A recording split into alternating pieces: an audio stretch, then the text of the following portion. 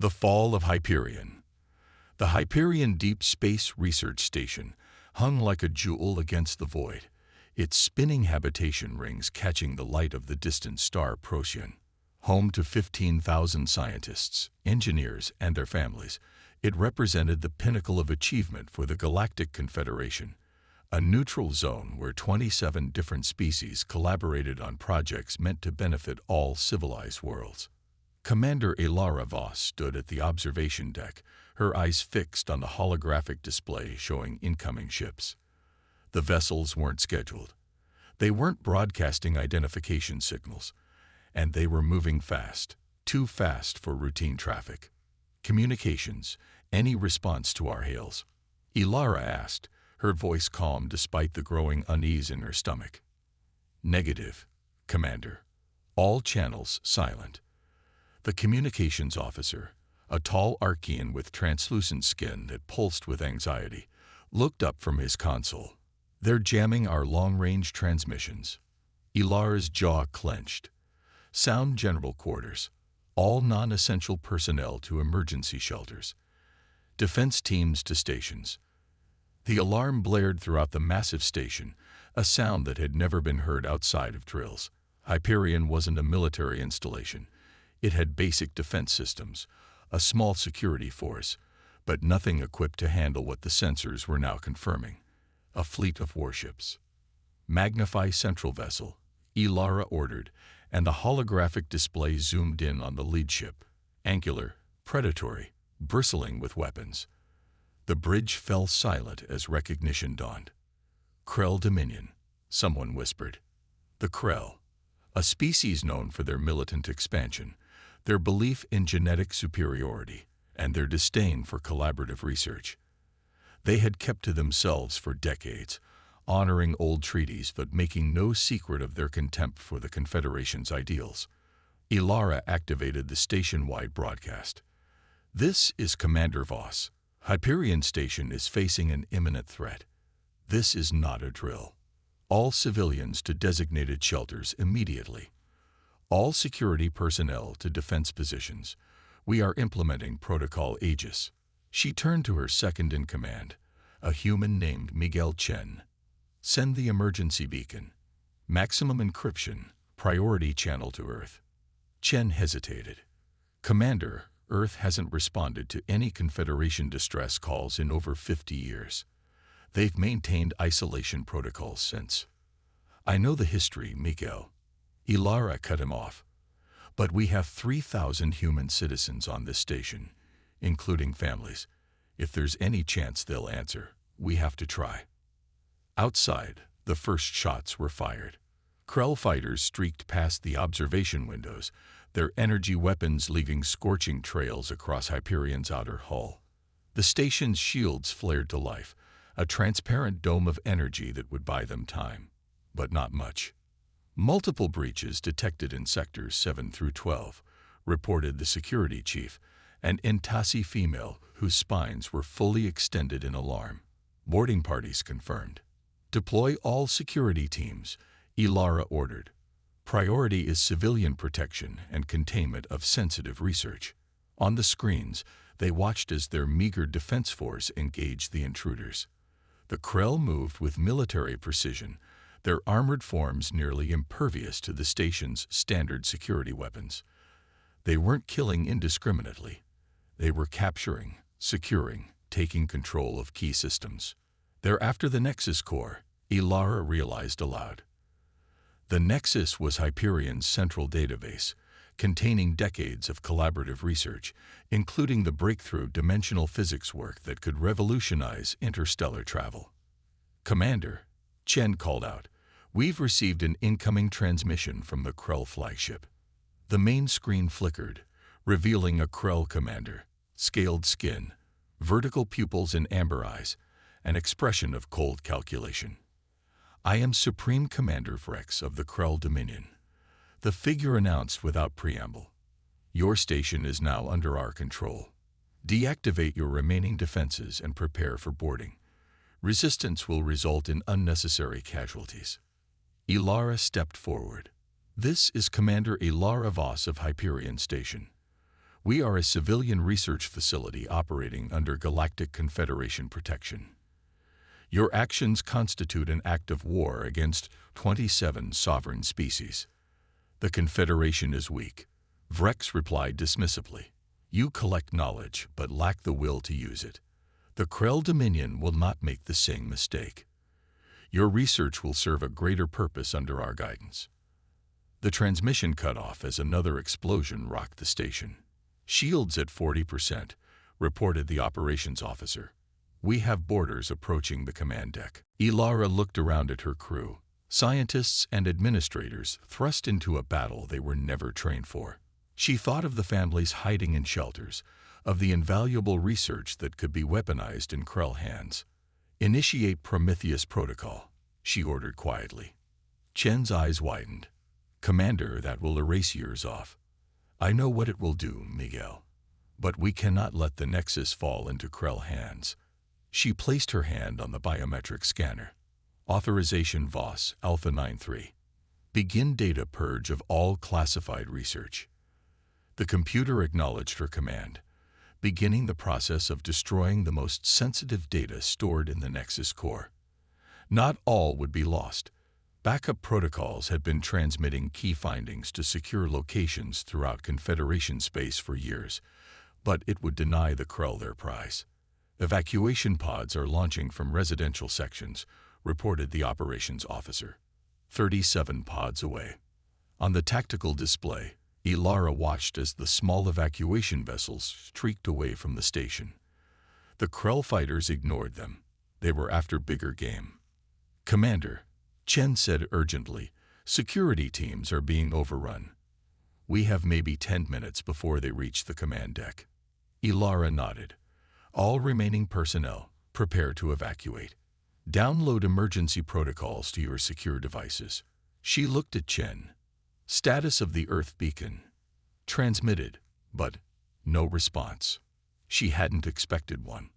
Earth had withdrawn from galactic affairs long ago, focusing inward, developing in isolation. The stories about why varied. Some said they had grown disillusioned with interspecies politics, others that they were building something in secret. All anyone knew for certain was that they answered to no one, joined no alliances, and hadn't been seen in Confederation space for decades. Another explosion, closer this time. The lights flickered. Time to go, Ilara said. Secondary command center in Sector 14. We'll coordinate the remaining defense from there. As they moved through the corridors, the sounds of battle echoed around them. Energy weapons, shouts, the thud of bodies falling. Hyperion, once a place of learning and cooperation, was becoming a war zone. They reached the auxiliary command center, a reinforced room designed to function independently if the main bridge was compromised. The screens showed the situation deteriorating rapidly. Krell forces had control of nearly half the station now. Status of the data purge. Ilara asked as technicians brought systems online. 70% complete, Chen replied. But the Krell are attempting to override from the captured terminals. A security officer burst in. Commander, they've reached the residential sectors. They're rounding up civilians. Ilara's heart sank. Hostages would complicate everything. Maintain the purge. Send another message to all Confederation outposts. And she hesitated, then said firmly, send one more to Earth. Tell them their children are dying here. Hours passed in a desperate holding action. The security teams fought valiantly, but they were outnumbered and outgunned. One by one, the station's sections fell to Krell control. The civilian death toll mounted, not from deliberate execution, but from crossfire, from system failures, from the chaos of invasion. In the auxiliary command center, the remaining staff worked tirelessly to coordinate what resistance they could, to guide survivors to safe areas, to keep the data purge running despite Krell countermeasures. Commander, Chen said quietly, coming to stand beside Ilara. We've lost contact with sectors 9 through 22. The Krell have control of the primary life support systems. Ilara looked at the tactical display. The station was lost. The question now was how many people they could save. "Prepare the remaining evacuation vessels," she ordered. "Priority to children and essential scientific personnel." "And you, Commander?" Chen asked. "I'll remain to coordinate as long as possible." She saw his expression and added, "That's an order, Miguel. Someone needs to tell the Confederation what happened here." A technician called out, "Commander, we're detecting new signatures entering the system." Ilara looked up at the long-range scanners. Multiple vessels had just appeared at the edge of the system, moving at incredible speed. For a moment, hope flared. Perhaps the Confederation had responded faster than expected. But these weren't Confederation ships. They were sleek, dark, moving with a purpose that spoke of military precision. They'd broadcast no identification, answered no hails. "Unknown vessels approaching," the technician reported. "Configuration doesn't match any known Confederation or Krell design." The ships accelerated toward Hyperion, seeming to ignore the Krell vessels that moved to intercept them. On the screens, Ilara watched as the newcomers deployed smaller craft, drop ships, hundreds of them, launching toward the station like a swarm of insects. "Are they reinforcing the Krell?" someone asked. Before anyone could answer, a transmission cut through the chaos. A single message, broadcast on all frequencies, in a language Ilara recognized instantly. "This is Captain Thorne of the Earth Special Operations Vessel Nemesis. Hyperion Station. Hold your position. Cavalry has arrived." The room fell silent. Earth had answered. "The Krell vessels are moving to engage," reported the tactical officer, disbelief in his voice. "But the Earth ships, they're ignoring them." On the display, they watched as the Earth vessels continued their approach, shrugging off Krell weapons fire as if it were nothing more than an annoyance. The drop ships continued their descent toward the station. "They're coming," Ilara whispered, a mixture of hope and disbelief in her voice. "Earth is coming." As the first drop pods slammed into the hull of Hyperion Station, puncturing through in precisely calculated locations, the Krell were about to learn why Earth had remained isolated for so long, not out of fear or weakness, but because the rest of the galaxy wasn't ready for what humans had become. Ghosts of the Void. The drop pod slammed through Hyperion's outer hull with surgical precision, the impact dampened by cutting-edge inertial control systems.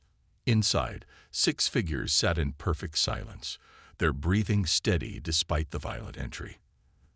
They weren't ordinary soldiers.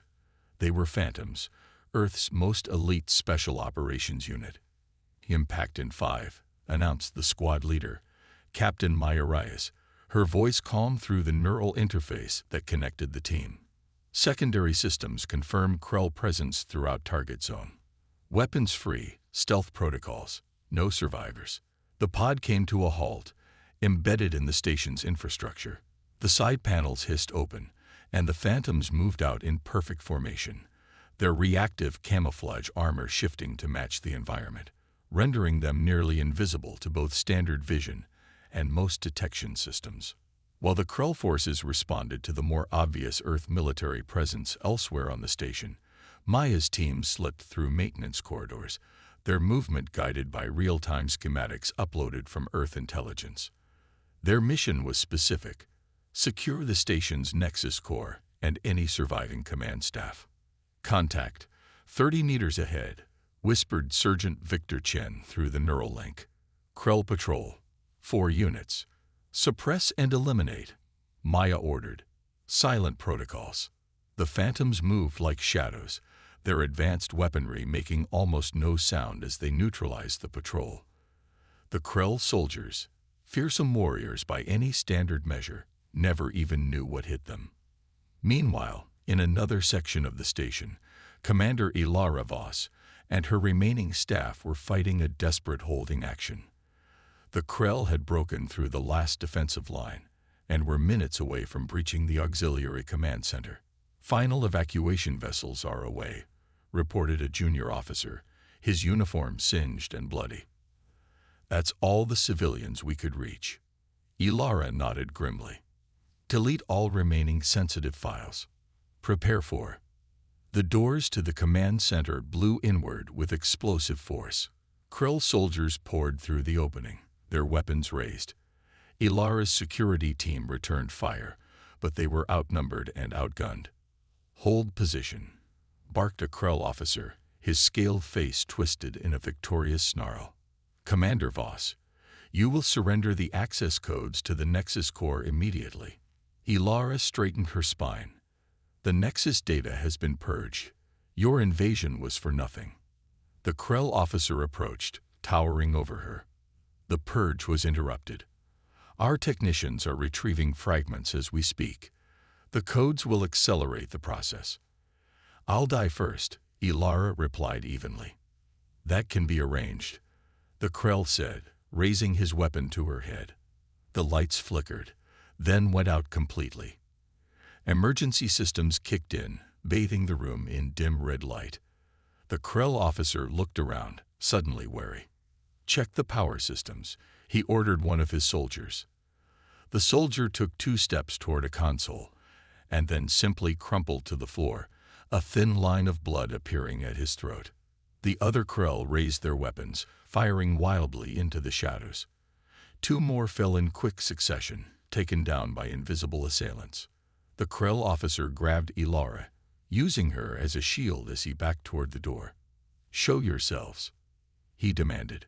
A figure materialized directly in front of him, a human in sleek black armor, face hidden behind an advanced helmet. Before the Krell could react, the figure moved with impossible speed, breaking his grip on Ilara and driving a blade into the vulnerable spot beneath his jaw. As the Krell officer collapsed, more figures appeared throughout the room, their camouflage systems deactivating to reveal their presence.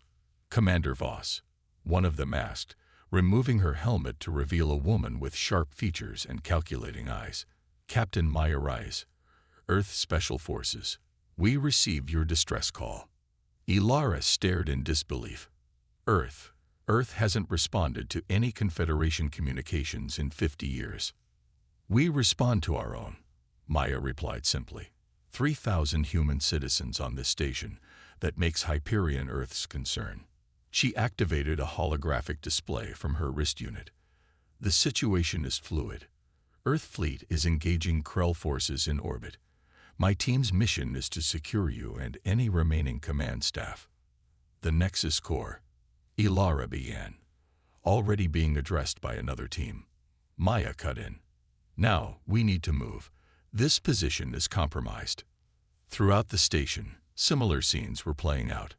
Earth's Phantoms had deployed in strategic locations, targeting Krell command units and securing key systems.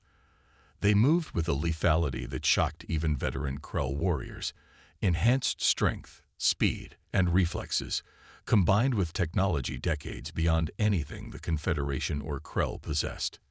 In the central hangar bay, Krell forces were organizing a counterattack when the bay doors unexpectedly opened to the vacuum of space. Emergency force fields snapped into place to prevent catastrophic decompression. But in that moment of confusion, another team of Phantoms struck. The engagement lasted less than 3 minutes. Not a single Phantom was lost. Maya led Ilara and the surviving command staff through service tunnels toward a secure extraction point. They passed evidence of the Krell invasion. Bodies, both Krell and station personnel, destroyed equipment, structural damage. Ilara's heart ached for the destruction of the place that had been her home and life's work. "Why now?" she asked Maya as they moved. "Why would Earth break its isolation for this?" Maya didn't slow her pace. "That's above my pay grade, Commander. I follow orders.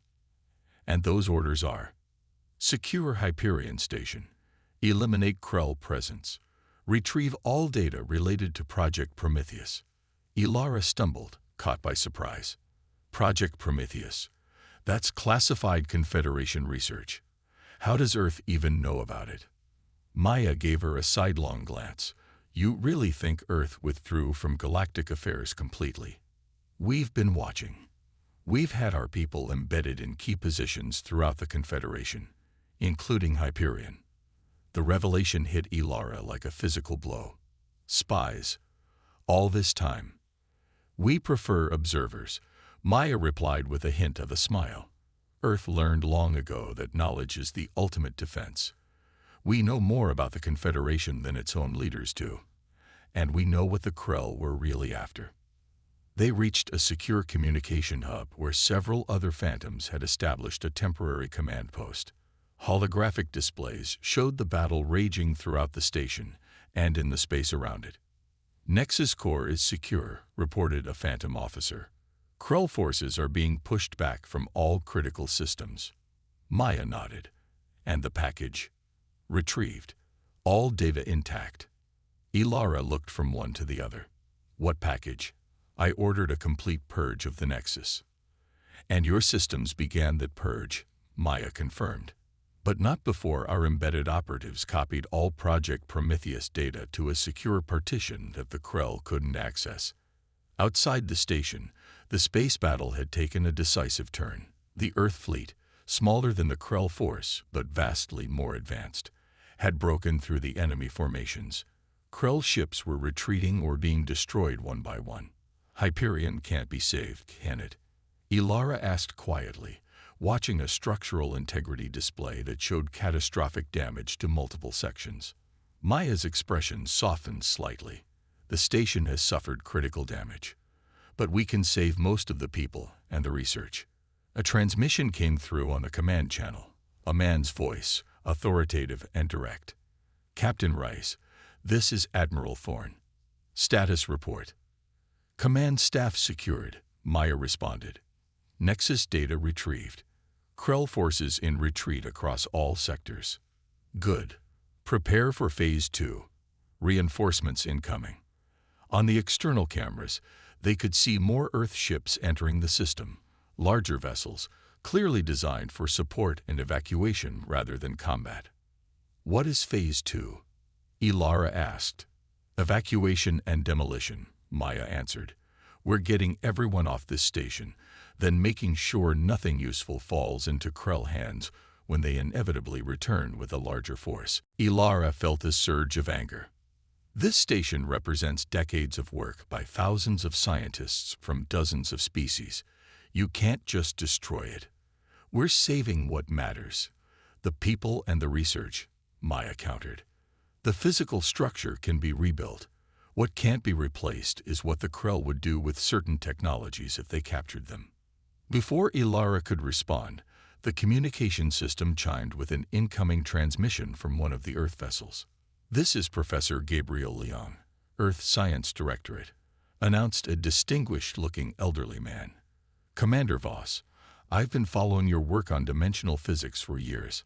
I'm here to ensure that your research continues." Ilara blinked in surprise. "Professor Leong, your papers on quantum entanglement were groundbreaking, but that was before Earth's withdrawal." The professor smiled. "Earth never stopped advancing, Commander. We simply became more selective about sharing our progress. Your work on Project Prometheus has implications that align with our own research. We couldn't allow it to be destroyed or captured." As they spoke, the evacuation was proceeding throughout the station. Earth's forces moved with practiced efficiency, extracting survivors from areas that station security had been unable to reach. Their advanced medical teams treated the injured with techniques and technology that amazed Hyperion's doctors.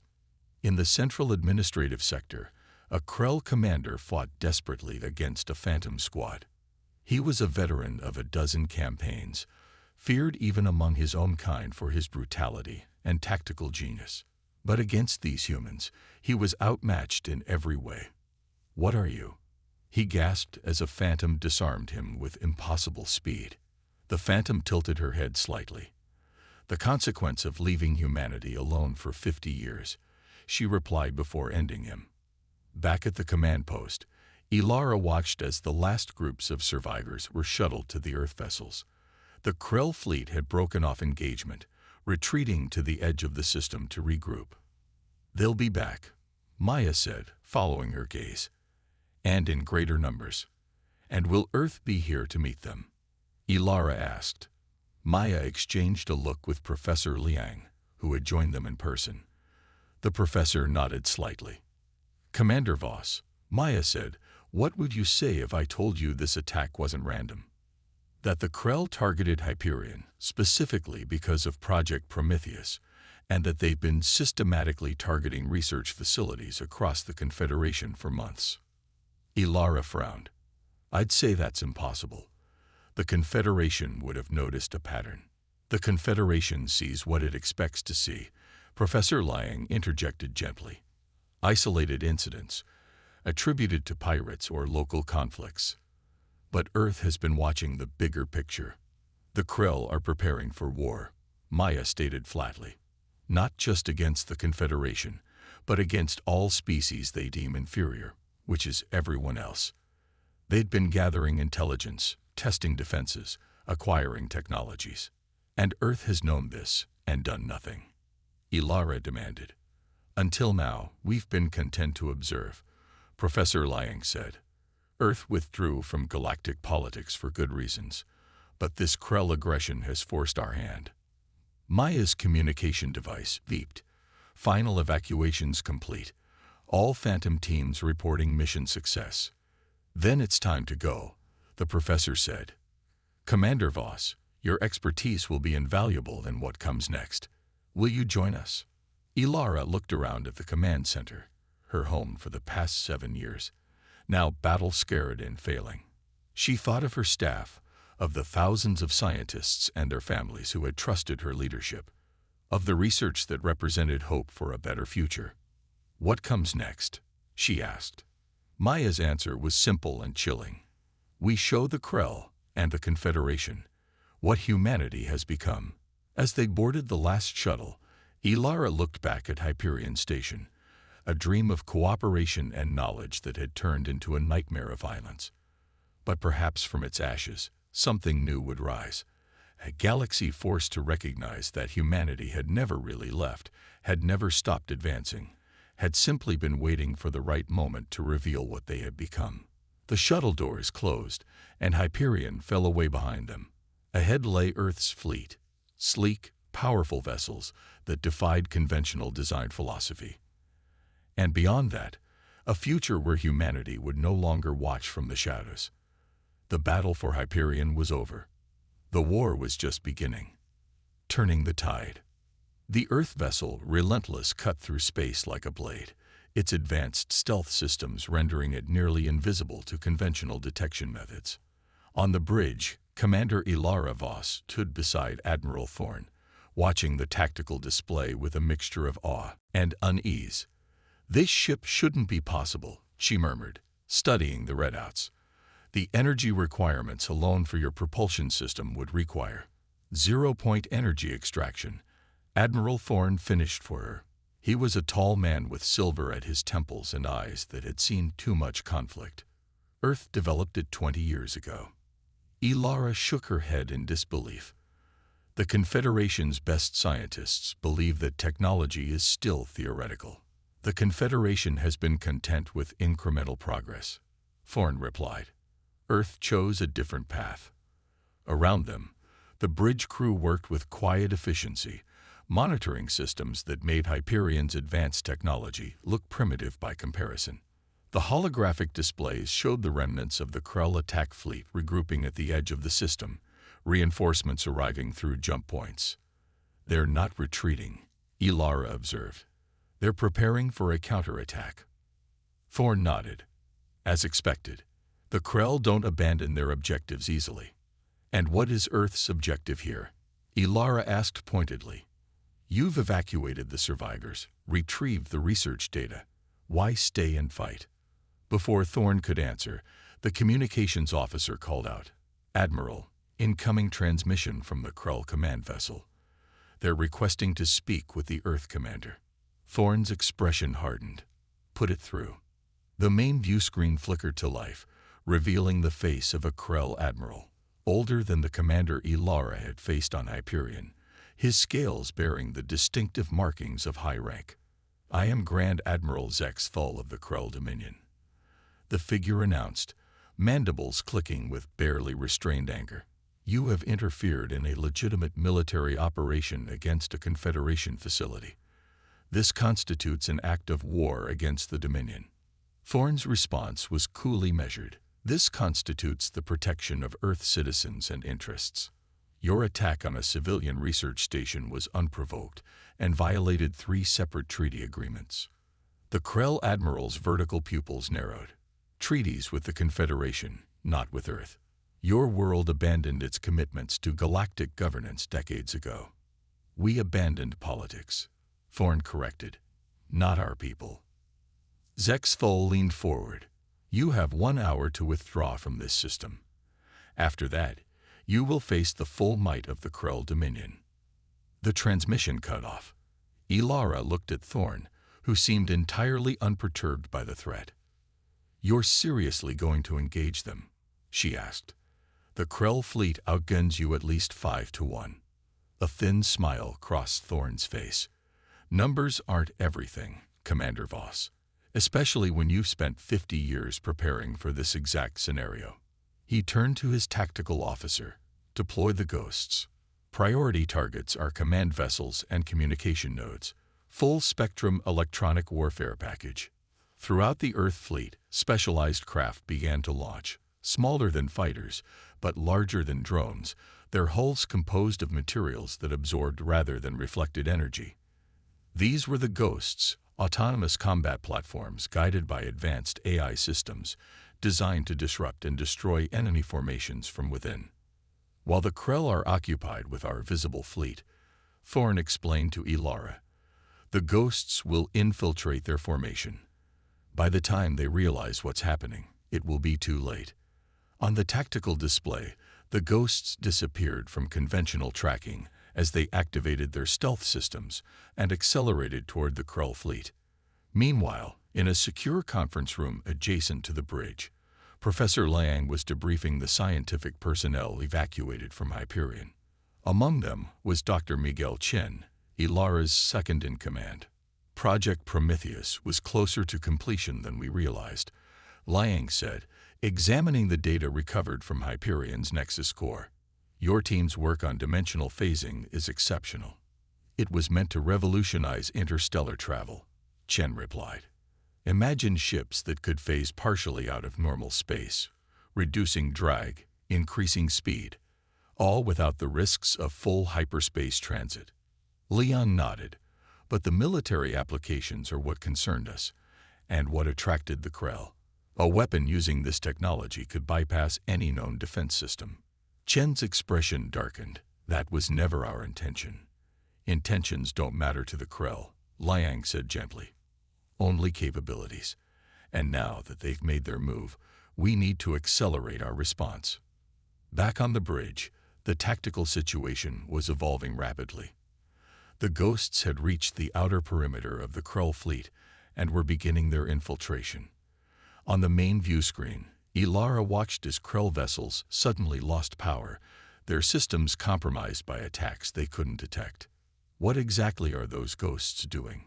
She asked Thorne. Think of them as electronic warfare platforms with teeth, he replied. They can hack into enemy systems, disable key components, or detonate with enough force to cripple a cruiser. Ilara observed the patterns of attack. They're not just randomly targeting ships. This is coordinated. Each ghost is assigned specific targets based on real-time analysis, Thorne confirmed. The AI controlling them adapts faster than any organic commander could. The Krell fleet began to respond to the invisible threat, firing blindly into space, attempting to hit targets they couldn't see. The confusion created openings for the Earth vessels to advance, their advanced weapon systems engaging with precision. Admiral, called out the sensor officer, we're detecting multiple jump signatures. More Krell vessels incoming. Thorne nodded, unsurprised. They're committing their reserve forces, exactly as we predicted. Ilara looked at him in alarm. You wanted them to bring reinforcements. We needed to assess current Krell military capabilities, Thorne explained. This gives us that opportunity. And it draws their forces away from other potential targets. The battle expanded as new Krell vessels joined the fray, larger capital ships with heavier weapons. The Earth fleet adjusted its formation, dispersing to present less concentrated targets while maintaining tactical coordination. All ships, execute attack pattern Delta. Thorne ordered. Deploy countermeasures and prepare for close engagement. The Earth vessels moved with practiced precision, their movement suggesting years of preparation for this exact scenario. Their technology allowed them to anticipate Krell tactics, to counter maneuvers before they fully developed. In the engine room of the Relentless, Chief Engineer Sophia Reyes monitored the zero-point energy reactor as it powered the ship's advanced systems. The technology was Earth's greatest secret: clean, nearly limitless energy extracted from the quantum vacuum itself.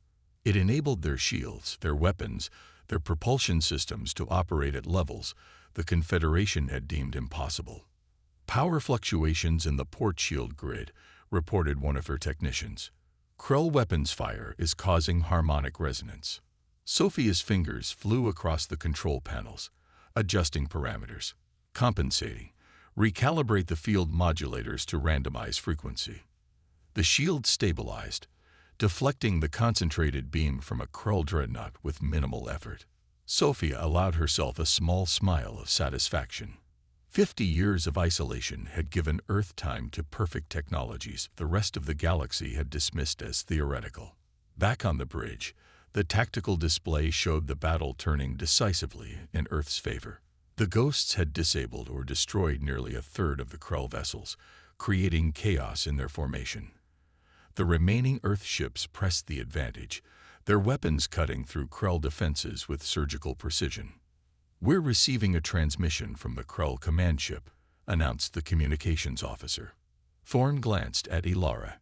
"It seems Admiral Zex Thol wants to talk again." The view screen activated, showing the Krell commander's face, now marked with burns from what appeared to be an explosion on his bridge. "This attack will not go unanswered," Zex Thol snarled. "The full might of the Dominion will descend upon Earth for this affront." Thorne's expression remained impassive. "Your fleet is broken, Admiral. You've lost nearly half your ships, and the rest are in no condition to continue fighting. I suggest you withdraw while you still can." The Krell leader's mandibles clicked in fury. "This is merely one battle. The Krell Dominion spans hundreds of systems. We will not be deterred by one defeat." "This isn't about deterrence," Thorne replied coldly. "This is about consequences. You attacked civilian researchers under our protection. Consider this the first installment of our response." He cut the transmission and turned to his tactical officer. "Target their command ship's engines. Disable, don't destroy. I want them limping home with our message." Precision weapons fire struck the Krell flagship, severing its main propulsion systems. Around it, the remaining Krell vessels began to retreat, jumping to hyperspace in disorganized groups.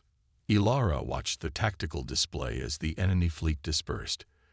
"You've just made an enemy of the entire Krell Dominion." "They were already our enemy," Thorne replied. "They just didn't know it yet." In the aftermath of the battle, the Earth fleet secured the Hyperion system. Repair crews began work on the damaged sections of the space station, while scientific teams cataloged and secured the research materials. Ilara found herself in the observation lounge with Professor Liang, watching the ongoing operations. "You knew this was coming," she said. "Earth's response, the advanced technology, all of it. This wasn't improv."